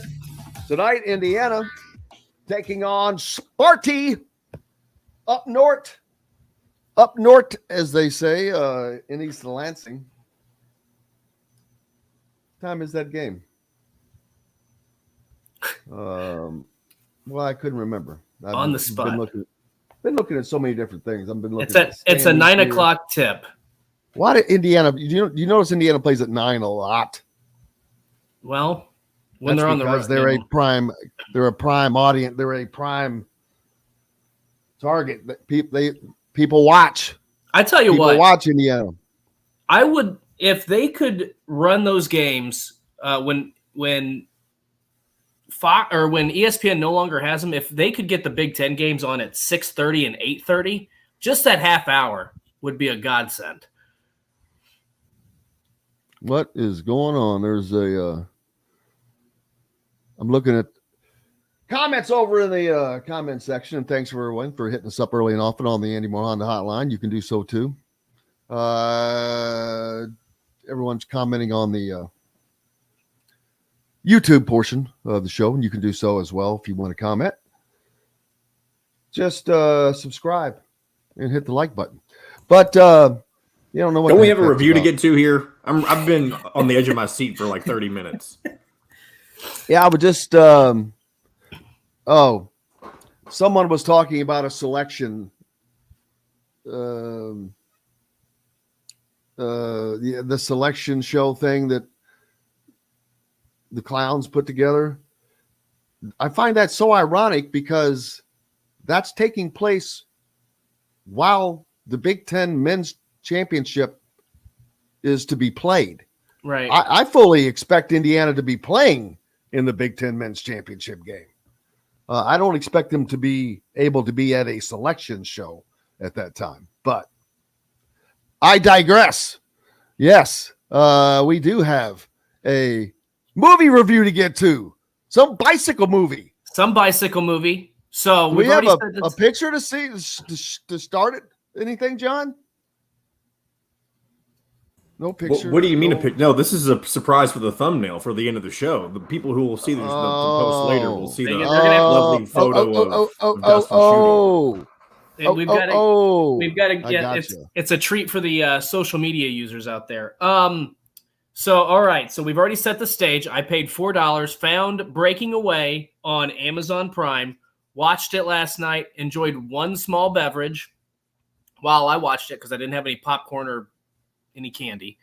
So my general thought on this movie is it's a solid film. However, I don't know how it won awards. Was 1979 a slow year for movies? I don't know. It's not something I'm going to sit down to watch ever again. If it's on a rainy Sunday, I'll put it on. Be like, oh, Breaking Away's on. We'll put this on. But I'm not going to willingly sit down and devote another hour and 40 minutes of my life to that movie. Now, what I will say is, so a couple things here that I have. I thought the storyline was awesome. Thought it was a good storyline. Mike was right. It was different. It's not something you see all the time. I don't know if it's the lead female partly because actress. There's no little 500 anywhere else in the world. Well, I can see why there's some affection there from Bloomington and Indiana grads. The lead, I don't know if she's the lead actress. I don't know who it is, but the girl in which the fake Italian, I don't remember names. I've seen it once. So the guy who was the main character, in that scene where he reveals that he's not actually from Italy, top 5 all-time slaps.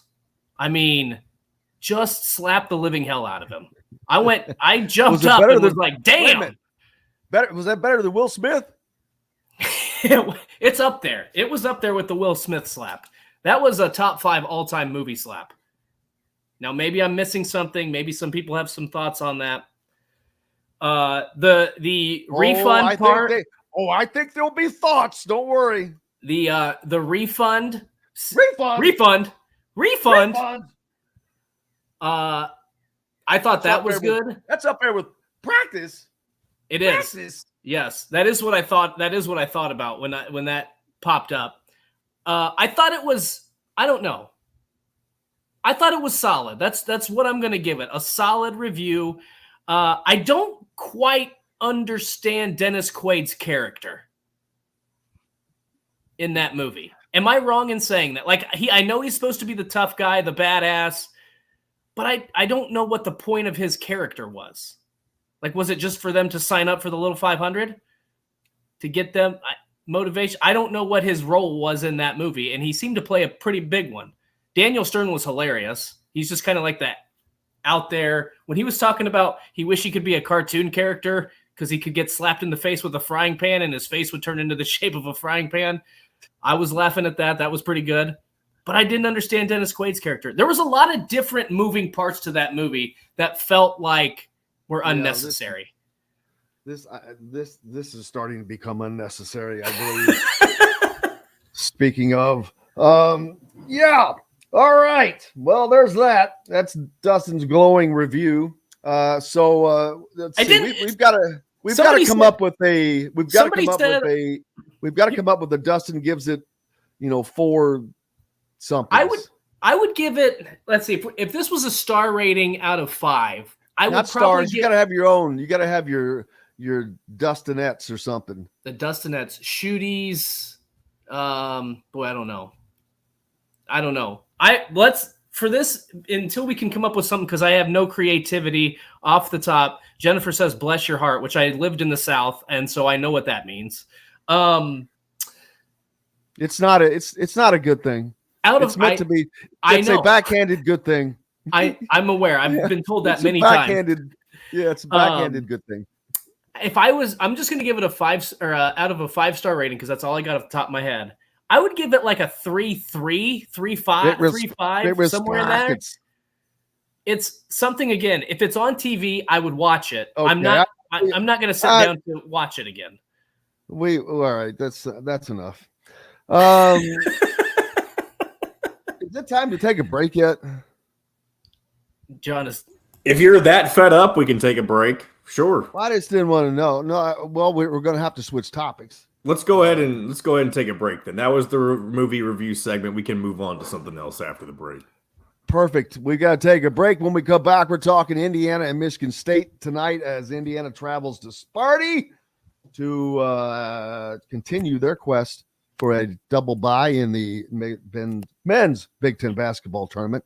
Back with more Indiana Sports Beat Radio, brought to you by our good friends from Metalworks Brewing Company, a part of the Endeavor Hospitality Wow Club.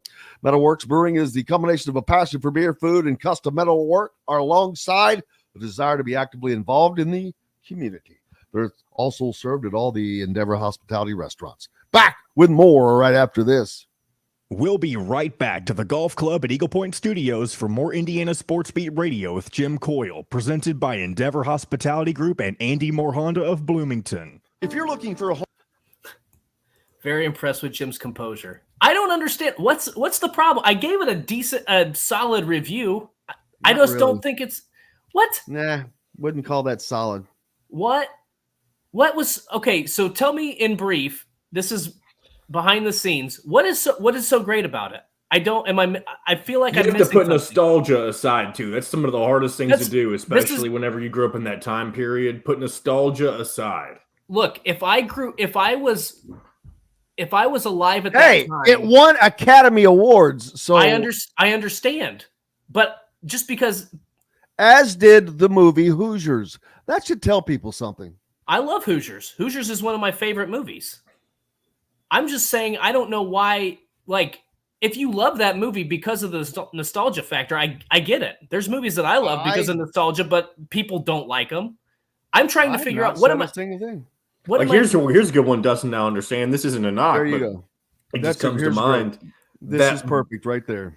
Okay, so but I wasn't around then. So that's why it probably doesn't have the same feeling to me. Yeah. It's a Wonderful Life. Isn't that something weird that you like, Dustin? Yeah, I love It's a Wonderful Life. There's That's lots of Christmas movie. That's a Christmas movie. Look, okay, I'm going to give you an example. Heavyweights, the movie Heavyweights, which is Disney. It was Blazing Saddles. It was one of my favorite movies growing up, all time. I'll still sit down and watch it when it's on, the full film. It's not a great movie, but I have nostalgia because I remember watching it growing up. I feel like that's the case with this movie. Candy Graham from Mongo. Oh, I missed it. Candy Graham from Mongo. You don't know who Mongo is, do you? Nope. Golly. 2.3 million. I can't Pete gave you a decent. Pete, thank you. I wasn't going to give you a decent. Yes, you're all not going to have anything to look back upon because there's nothing being produced that's great anymore. That's why the radios is still playing AC/DC and Van Halen and Led Zeppelin and all these great bands. I'll tell you why. It's because they're not going to be playing all this crap. All the new stuff is on Spotify and all that because that's what young people listen to their music on. It's not the radio. Radio is good for talk stuff. But music, my point, not for the radio. You missed my point. My point is the music that is being produced today is not going to be being listened to 30 years from now.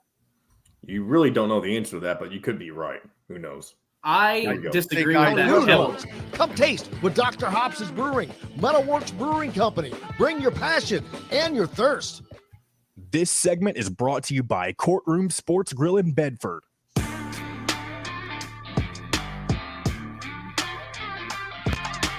Now back to the Golf Club at Eagle Point Studios for more Indiana Sports Beat Radio with Jim Coyle, presented by Endeavor Hospitality Group and Andy Moore Honda of Bloomington.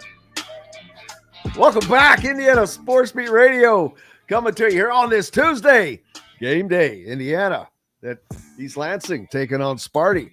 We just finished up with a Dustin's first movie review of Breaking Away. Brian, funny, this is comments that he feels like Dustin is beginning to exhibit symptoms of Stockholm Syndrome regarding that movie. I cannot say I disagree. Yes, it did go there. You're not lying, buddy. We're getting there. Indiana travels to take on Michigan State tonight, as I said.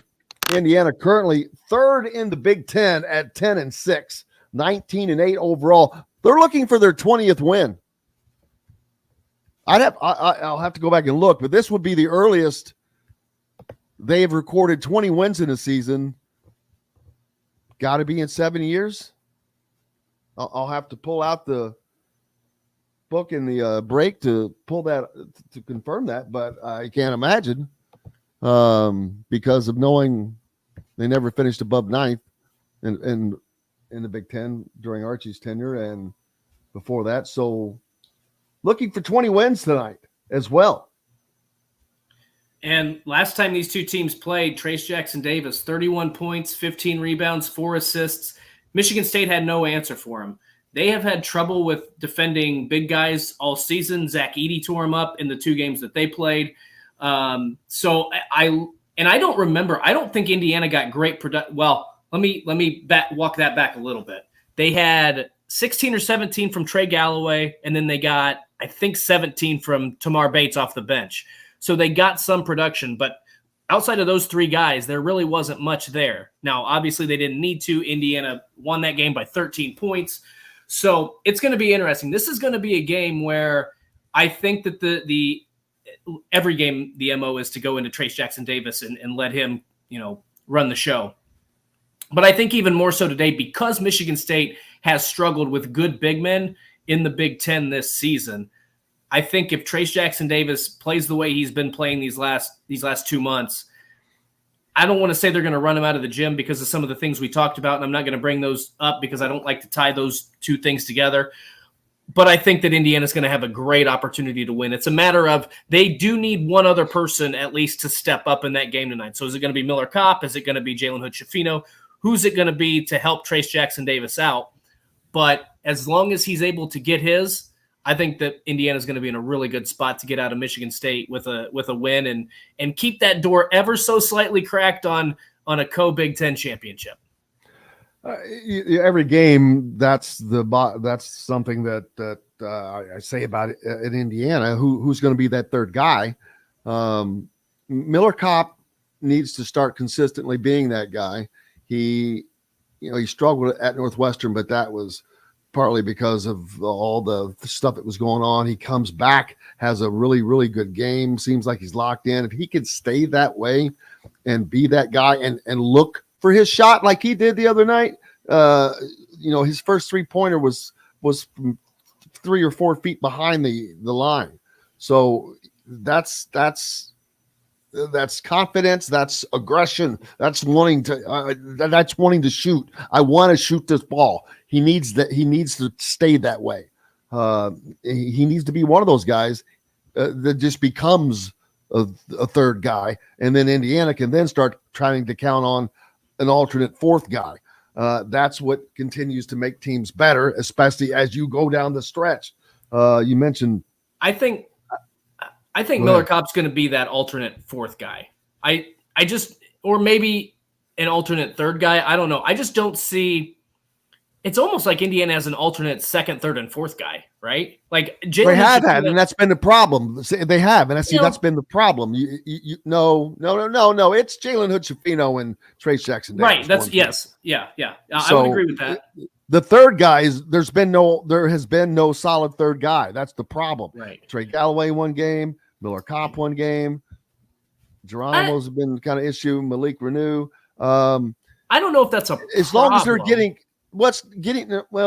it is when Jalen Hood-Schifino is struggling in the first half. Yeah, that's fair. You need that third guy always to be consistent, and so Indiana just needs to get that if they want to continue to rise. Right, I agree. To be better, to win, to get to the Big Ten championship game, to make a deep run in the NCAA tournament. That's what you're going to have, right, to do that. So Purdue 13-4 right now. It would be very tough for Indiana to catch them. There would have to be 2 more losses for the Boilers. Yep. Indiana gets to play them once.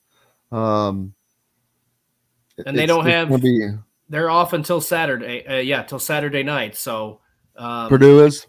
Yeah. So maybe if you hand them that loss and then they go in and to Wisconsin – you said earlier, Purdue is resting up, baby.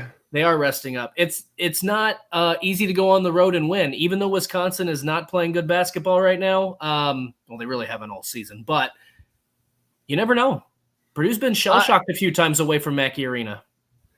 Indiana just needs to stay in this second, third slot of the Big Ten standings. Yeah. So that way you go into the tournament with a double bye on the opposite side of Purdue.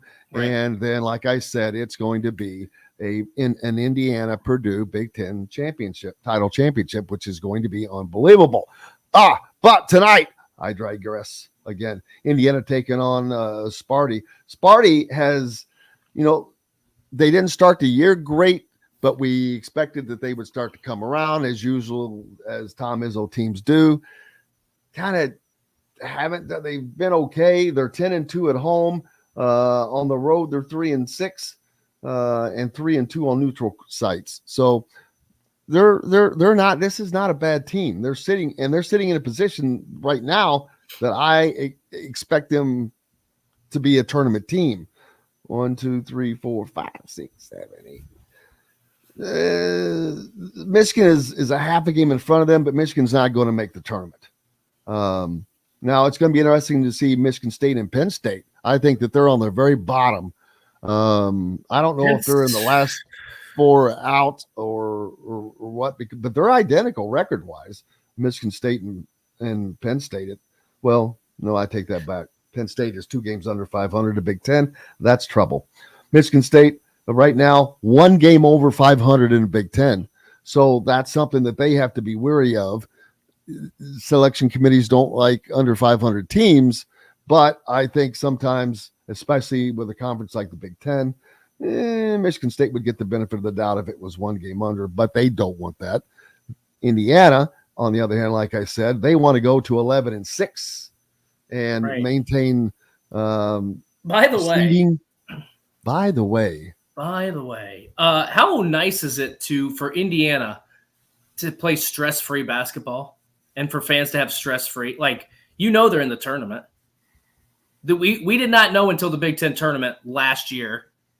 And in previous seasons, obviously, they were either on the bubble or they were squarely out. No. Last year, we thought they were in after the Big Ten tournament. I thought that they were in after the Big Ten tournament. That's what I'm saying. And they were not. It was. If they would have lost that game to Michigan. Let me rephrase it. I thought that they were in after beating Michigan for sure. In the Big Ten tournament, yes. And then Illinois, I was like, well, there's no question. Right. Well, there was a question. Boy, they barely made it in. Last 4 in. So, right. But yes, you are right. Absolutely right. Good point. It is completely stress-free because they're playing with house money as far as making the NCAA tournament. Right. But now that you are where you are, you want to get as much as you can get. And by that, I mean the best seed that you can get. And Indiana has to maintain their level to keep. Right now, they're a 4 seed.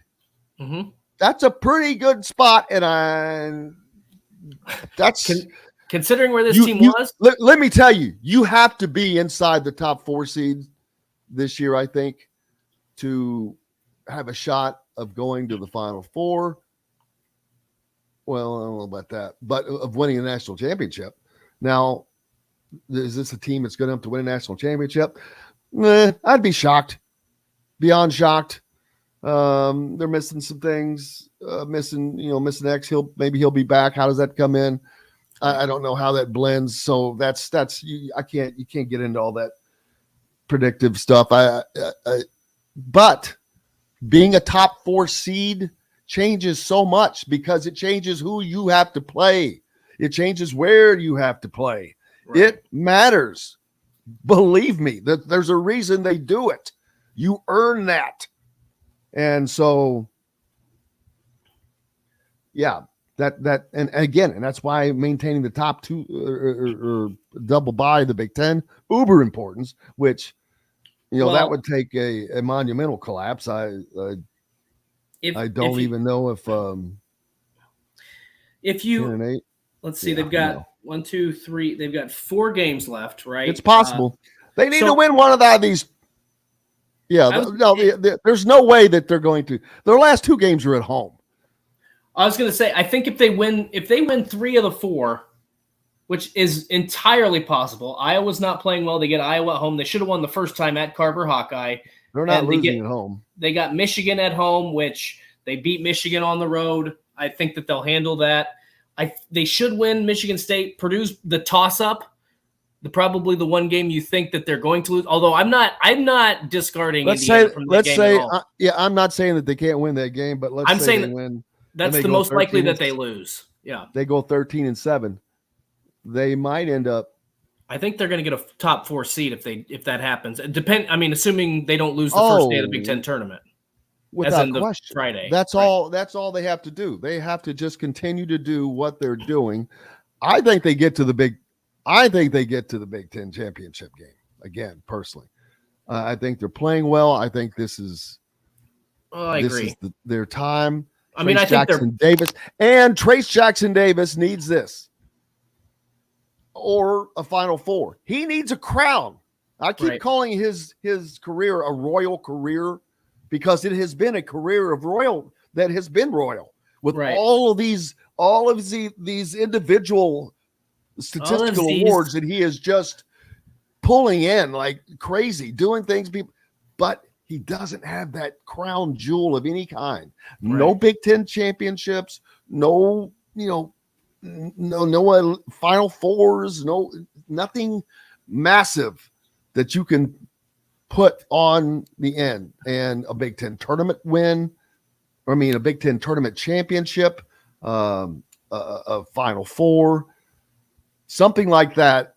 He needs that I'm not saying he needs that for his legacy, but all the other guys that he's in that category with up there, the top 5-6 guys in IU basketball history, all of them have a Big Ten title or more behind their name. And so he wants that. There's no question. He wants it desperately. But we got to take a break. And I think you got to make a run for the border, right? I've got to make a run. Yep. They're running me out of town with my bicycle movie takes. I'm a bicycle. I want to ride my bike. See, you can always break me into music, baby. There we go. Hey, big thanks, Dustin. Dustin's back with us every day, of course. He'll be back with us on Thursday, though. Right? Absolutely. Yeah. I'll be back Thursday. On assignment tomorrow, back on Thursday. So look forward to it. Thanks a lot, brother. Later, guys. Hey, we've got more coming up here on Indiana Sports Beat Radio, brought to you by Cabello, part of the Endeavor Hospitality Wild Club. Get the taste and traditions of Southern Italy right here in Southern Indiana, right on the square in Bloomington. Cabello, located on the northeast corner of Bloomington Square. Back with more Indiana Sports Beat Radio right after this. We'll be right back to the Golf Club at Eagle Point Studios for more Indiana Sports Beat Radio with Jim Coyle, presented by Endeavor Hospitality Group and Andy Moore Honda of Bloomington. I want to ride my bicycle. I want to ride my bike. I want to ride my bicycle. I want to ride my bike. You know that song, John? You know, it sounds familiar, but I can't pinpoint what it is. Oh my God, it's Queen! Queen? Okay.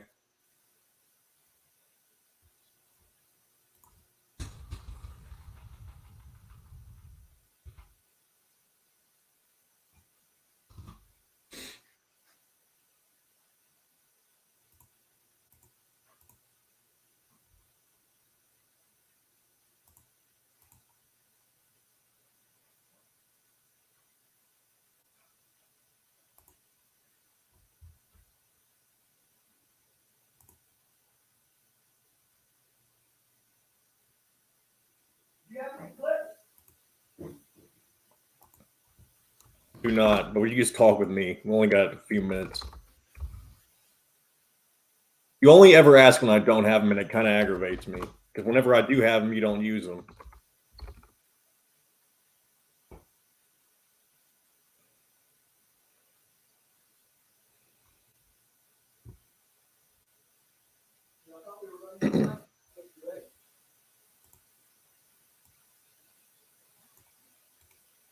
Now, if they would have done media availability yesterday, I would have grabbed some.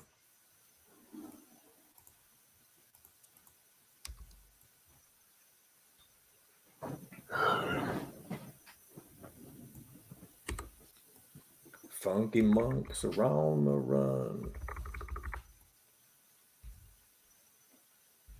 What time do I got? Minute 10. 10 a.m. I'm asking Robbie Hummel. No, 9:50 a.m. for Friday. I'll be here Friday, but whoever is here, I'll make sure they let them know. Really? I know. I told you that yesterday. Did you already forget? God damn it. Who's going to do it? I need to double check with Joe. Joe made it sound like he might be able to, but he didn't give me for sure, so I got to check back in with him. Jesus.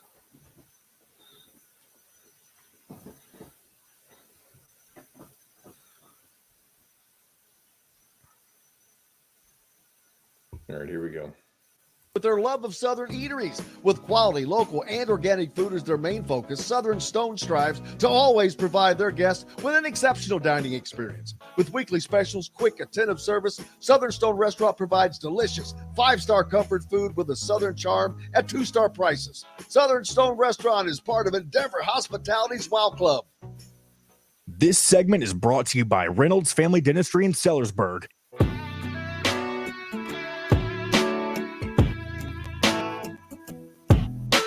Now back to the Golf Club at Eagle Point Studios for more Indiana Sports Beat Radio with Jim Coyle, presented by Endeavor Hospitality Group and Andy Moore Honda of Bloomington. Welcome back. Indiana Sports Beat Radio here on this Tuesday.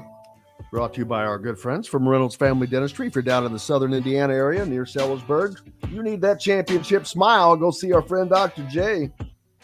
He'll give it to you today. Indiana traveling to East Lansing, Michigan to take on Michigan State University tonight in a 9 o'clock game. Indiana looking for their 20th win on the season. They would be the third team in the Big Ten with 20 wins now. Northwestern already at 20-7. Purdue 24-4. Illinois right behind Indiana at 18-9, and they are right in behind Indiana in the conference standings. Fortunately, looking at that gives Indiana a tiebreaker if Illinois were to tie Indiana for those final 4 spots, because behind Illinois is Maryland, and Indiana only played Maryland once this year, I believe, at Maryland, unless they have a game, unless they're in the, I can't remember who's in the final 4 games. I know Iowa. They won't play Maryland a second time. Their home games are against Iowa and then Michigan. Yeah. Yep.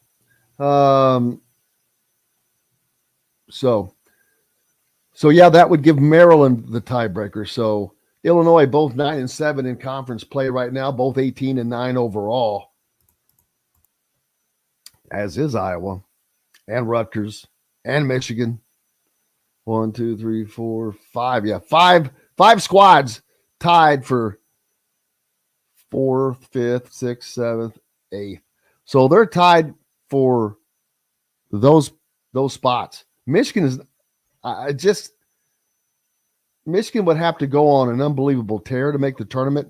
Michigan State, however, is there, but I expect them to lose to Indiana at home tonight, which will not help their cause. You've got Penn State behind them, but they're 2 games under 500 in conference play. That doesn't help. So the Big Ten being cannibalized a little bit at the here at the end of the season, which happens, of course, everybody, but it does not just to the Big Ten. Like the Big 12,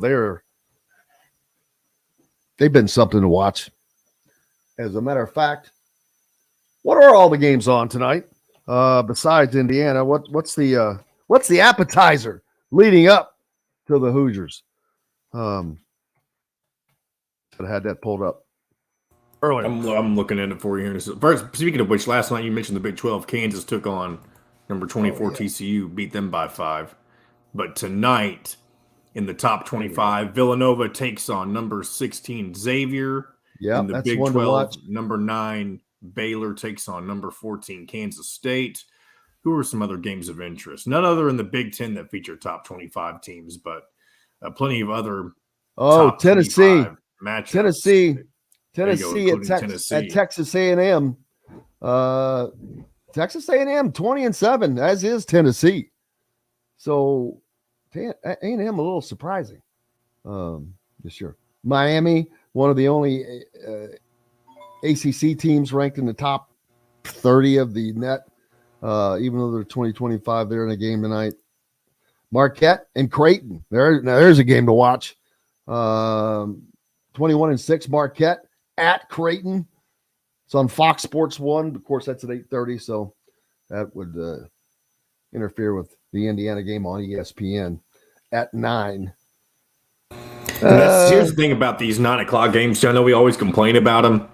There's another game on ESPN at 7 o'clock. Obviously, we talked about a second ago, Tennessee and Texas A&M. If that's close, you're looking at 9:15, maybe even as late as 9:20 start time, unless they, throw it over on ESPN News or something to start off. No, they don't. The games start. The games start on time. The coverage does not pick up. Usually what they start, if you know, sometimes they'll delay it a few minutes, and if they see that it's going to go, if the previous game is going to go past that delay time, then they'll throw it on one of the other networks like ESPN News, because they more than likely aren't showing any other games on or anything of note on that channel. Yeah, but if it's like a Big 12 game or something like that, they're not going to switch off. It's probably that's why I'm saying they're not going to put the previous game on there. They'll put Indiana's game on there. Yeah, well, Indiana fans are. I'm saying that's fine. Yeah, it's hopefully the games get over on time. We'll just see. Indiana. This is a game they can't lose. Let's just be honest. You can't go to Michigan State and lose. Michigan State's not good. It would not destroy Indiana by any means, but it does not help them get to where they want to get to, and that is to stay at a minimum of a 4 seed in the NCAA, potentially climb to a 3.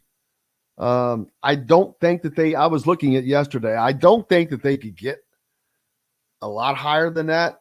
And it's not about what they can do in that regard. It doesn't really have their destiny is in their own hands to a degree as far as their seeding. They can do all they can do to help themselves, but there's also only so much room. Man, it's just crowded up in front of them. Like I've said with Big 12 teams, you can go to a lot of the different metrics and look, but if you wanted to look at the net rankings, for example, Indiana currently setting at 18th. I think they're 20th in KenPom, which puts them in the same bracket, but that's a 5 bracket actually. But most people have them as a 4 right now, which is good. Including Mike DeCourcy. Mike DeCourcy's got him as a 4, I believe. And the reason I say it's so hard to climb up is, all right, Alabama and Tennessee are sitting in the second and third spot. One of those teams is dropping down, but they're not dropping out, and they're not going to go from, up being in the top to much further down. So they're not going to be worse than a 3 seed. One of those, and I expect it to be Tennessee. I can't imagine them being worse than a 3 seed. So that's pushing down.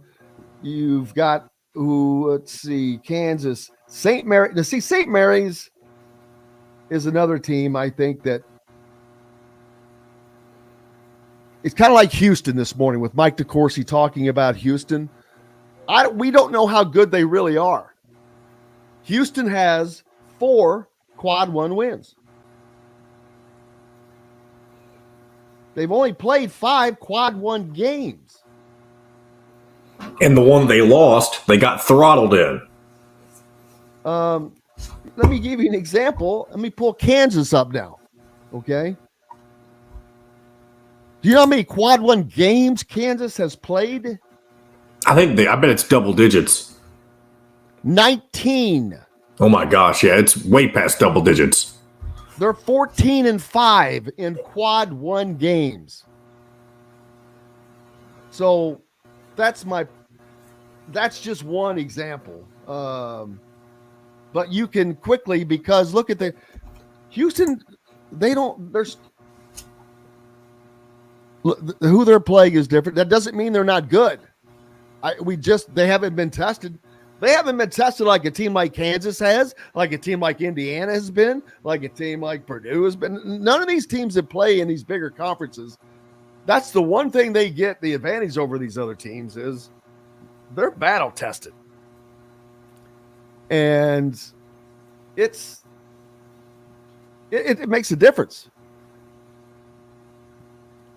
There's a reason why I don't think Houston can win.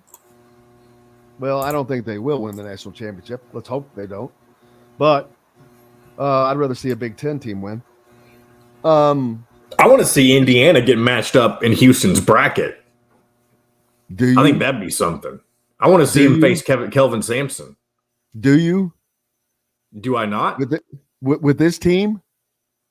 You don't think it would be a good matchup? No, I don't think Indiana could handle that's another thing about the NCAA tournament. It's about matchups. You've got to play or win 6 games, and you are going to get matched up with different teams that play different styles from different leagues, and that is the key. You're going to see different offenses. And that's the key to getting through the NCAA tournament and navigating through that. And that's what I mean by being battle tested. These teams, Kansas, Indiana, whomever, they've seen that because they play different teams, they play different styles, and have teams that have great guards like Northwestern, teams that get up and down the floor like Iowa, team that has a gigantic big like Purdue. Well, Indiana's played all of that. Well, so why would Houston be a problem? What do they do that's different they haven't seen? Well, they score a lot of damn points for one thing. That's what Iowa does. We've seen what happens whenever they get on the wrong side of that. So, but Iowa does not play much defense. I have to research Houston, but they don't. It's just their schedule. That's what I'm saying. We don't know because they don't play a tough schedule. So I don't know. I've got to get in and I would have to get in and look and see who does what are they doing. And that still don't mean jack. That's why they play the games. It's going to be interesting to see. Alabama, that's a team that has lived and died by the 3. You find a team that can defend the perimeter and shut you down. Well, there goes Alabama.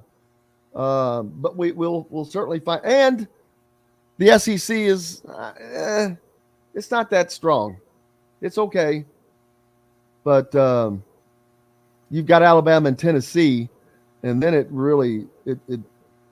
maybe Texas A&M, I think. but they don't have much this year. 1 minute.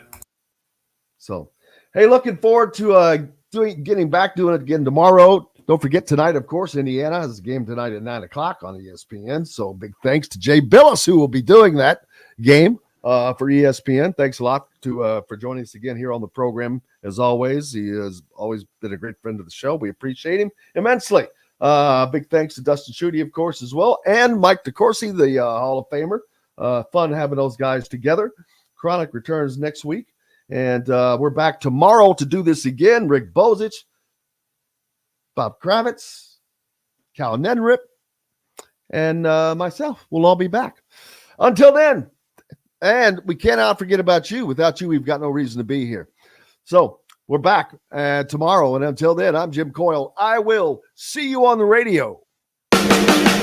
Thanks for listening to Indiana Sports Beat Radio. Be sure to subscribe to our YouTube page for more clips and team coverage of Indiana basketball, football, and more. You can also find full episodes and tons of other content on thehoosier.com. We'll see you next time for another edition of Indiana Sports Beat